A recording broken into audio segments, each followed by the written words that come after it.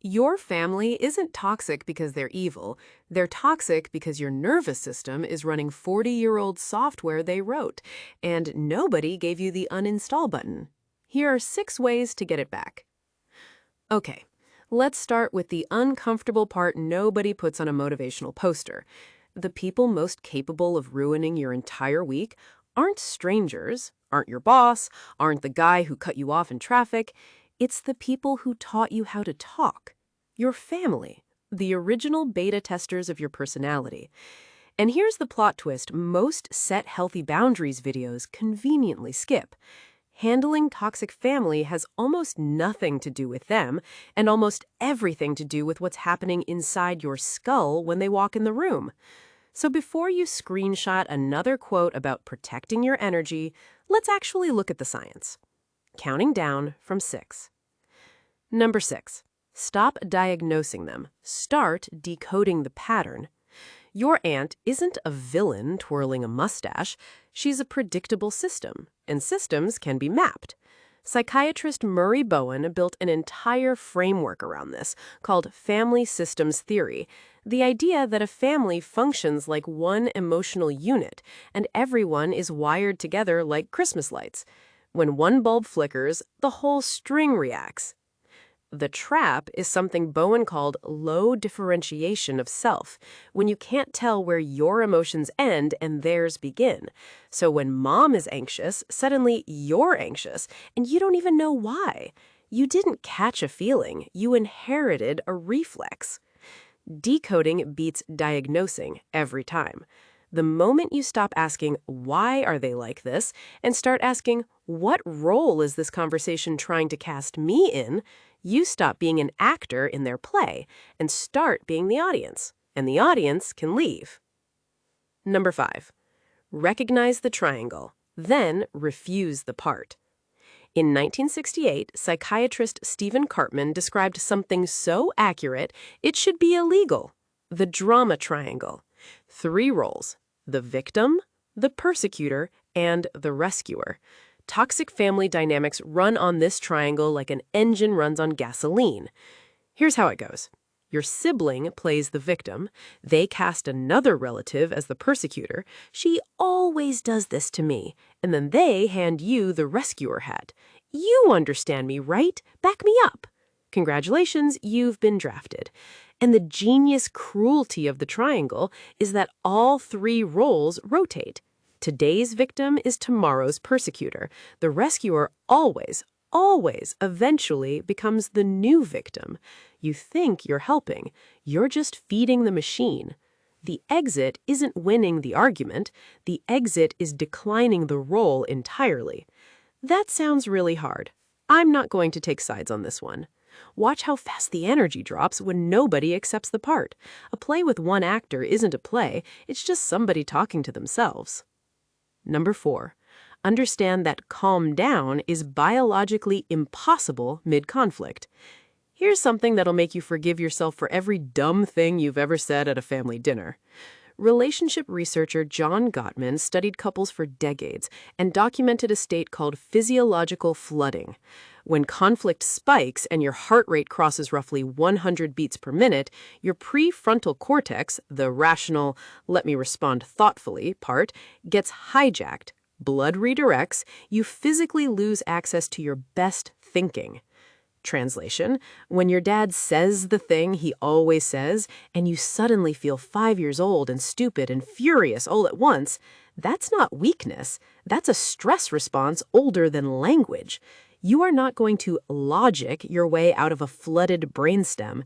So the move is mechanical, not emotional.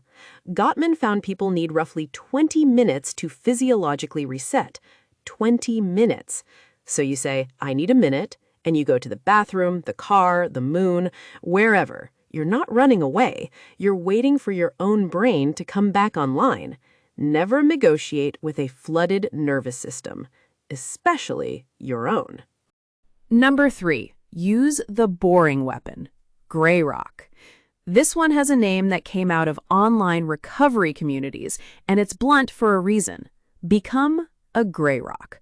Uninteresting, unreactive, forgettable. Here's the logic. A lot of toxic family behavior, especially the provoking, the baiting, the "I'm just being honest" grenades, runs on a reward. The reward is your reaction, your tears, your rage, your 3-paragraph defense. That's the payoff. Behavioral psychology has known since B.F. Skinner that behavior that gets reinforced gets repeated. Every dramatic reaction you give is a little treat that trains them to do it again. So you go gray. Short answers. Could be. Anyway, no emotional fuel, no fireworks. You become as engaging as a parking ticket. It feels weird, it feels almost rude, but you're not being cold, you're just refusing to pay the toll. And here's the quiet magic. Behavior that stops getting rewarded eventually goes extinct. Psychologists literally call it extinction.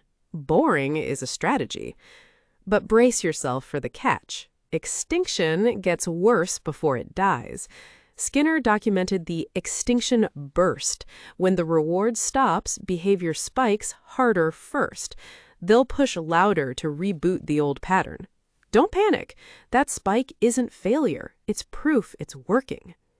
Number 2, know the actual stakes. This is a health issue, not a drama issue.